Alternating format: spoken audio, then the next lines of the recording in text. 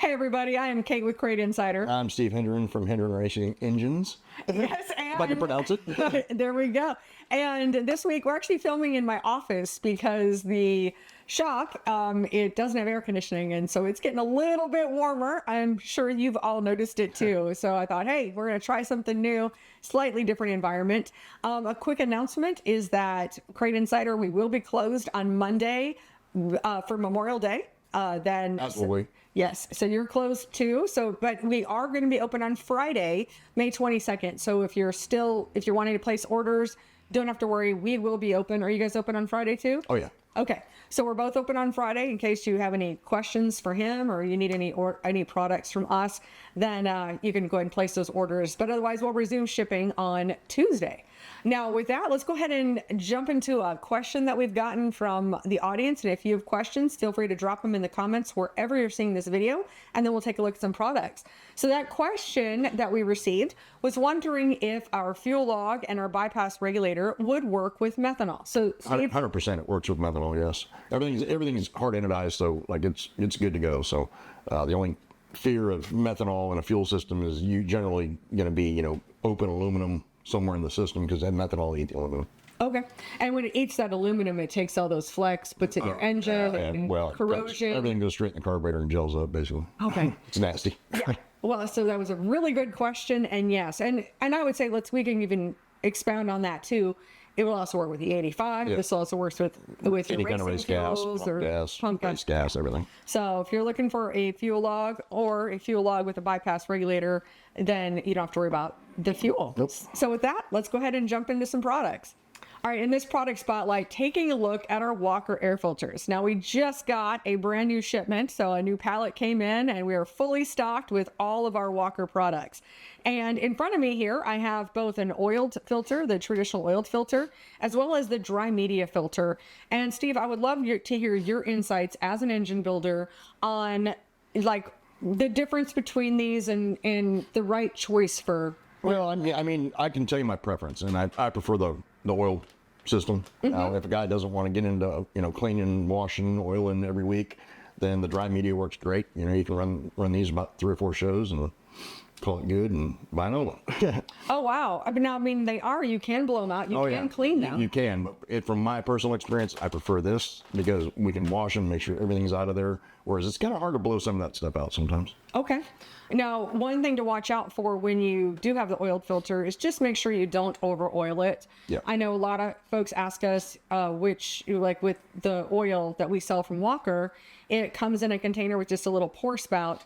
They purposely do that. They purposely do not sell it as a spray. Correct. Because people tend to over oil their filter. Yep. So you just really want to run a bead about 1 inch down along one end, all the way around, and then an inch on the other side, and just kind of let it spread on its own, and then you can touch it up. Correct. So I think that's another misconception. I think a lot of folks think that they have to go down every single pleat. No, you don't. No, that's going to over oil it. And when you over oil it, what are some of the things that can happen? Gums up inside the carburetor and your intake manifold, everything else. And if you're running E85, you already have that problem anyway. So why magnify it? Yeah, and you're also cutting down on airflow. Correct. For sure. So those are the things to watch out for. So if that is an issue, that's where the dry media filter could come in handy. Absolutely. Great. So Walker air filters, a few little tips about that. And of course, we have them here at Crate Insider. Now, in this product spotlight, taking a look at our NGK spark plugs that we sell for the 602s and the 604s. Now, Steve, the reason I sell this particular item of the R5724-8 NGK spark plugs is really at your recommendation. Correct. So tell me a little bit about why you recommend this particular spark plug, the heat range, all of those things. Well, I found that this heat range to be perfect for, you can run race gas, pump gas, E85, methanol. It works on all 3 fuels. Great. And then it's a pretty universal plug, honestly. Yeah. Now, have you seen better results with anything else with particular things? We've been experimenting with some different plugs and stuff here and there, but for the most part, that's just kind of about the best bang for the buck, honestly. Yeah, always consistent. As far as spark plugs go, they're always consistent, and they run really well. I used to like that AR94 Autolite. Yes. But Autolite no longer in business, so now we're back pushing the NGKs, I guess you can say. Right. Well, and interestingly enough, the NGKs were always less expensive than the Autolites. Absolutely. And with the Autolites, you didn't have to gap them. So with that, tell us about gapping. Generally, I recommend 40,000s. Yeah. Okay, now that's with a regular billet distributor. That's if you're running a billet distributor with an MSD box. If you're stuck having to run a junky HEI, then you might want to back that down to about 30, 35. Okay. Well, and if you're that's normally a rules-based thing right there. Yeah. And, That's why I said if you're stuck. Excellent. So if you're looking for spark plugs, then we've got the NGKs right here at Crate Insider, and we make it easy. It's the only NGK spark plug we sell. So, and it's meant for the 602s and the 604s. All right, our next product spotlight, taking a look at our long acre leak down tester. And I know that this is something that you've certainly recommended many times. So, so I think you get a lot of questions about, tell us about some of the questions you get. Well, I mean, everybody, I get a lot of phone calls going, hey, I think, when do you think it's time for me to rebuild my engine? And I recommend everybody has to have one of these leak down testers, because that tells you everything you need to know about what's going on inside your engine. So once you run a leak down test, that tells you everything. And I recommend my customers every 10, 12 races, something like that, on 604s when you're changing springs, go ahead and just leak it down. Okay. 602s, obviously you're changing springs more often, but again, about the same time frame, 10 to 12 races, and just keep that interval going. And heck, I mean, your brother, I think he ran one of our engines like 60 shows one year. And he took really good care of his stuff. Yeah. That helps too. But, he was leaking it down all the time, checking everything, and everything was good. Well, and so for somebody who hasn't ever used a leak down tester, tell us about what we're looking at with these different dials. Yeah, the one dial is what amount of pressure you're putting in it. So you're going to set it at 100 pounds. And then the other dial is going to show your percentage of leak down. Okay, and that leak down, it's just telling us how much how much off of 100 pounds you're losing. So if you're losing 15 pounds, that's 15%.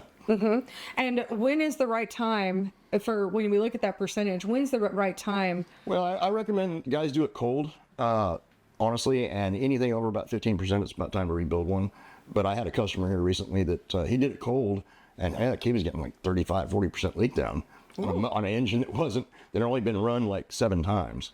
And so I had him warm the engine up and try it warm, and then it was down to 3%. So weird. Because E85, the top rings were probably stuck or something like that, and it was giving him a false reading. Oh, interesting. So hey, I learned something new today. And I know you've probably used a lot of different leak down testers, but this is the one you always recommend. The long acre's the one I prefer. Yes. Yeah. I love their products. Really good product. So there we go. If you're wondering if it's time to rebuild, or what the shape of your engine is, the long acre leak down tester, of course, available here at Crate Insider. So there you have it for this week, and we wish you a fantastic Memorial Day weekend. Lots of luck racing out there. And again, if you have any questions, feel free to drop them in the comments, and we'll look forward to seeing you in another video.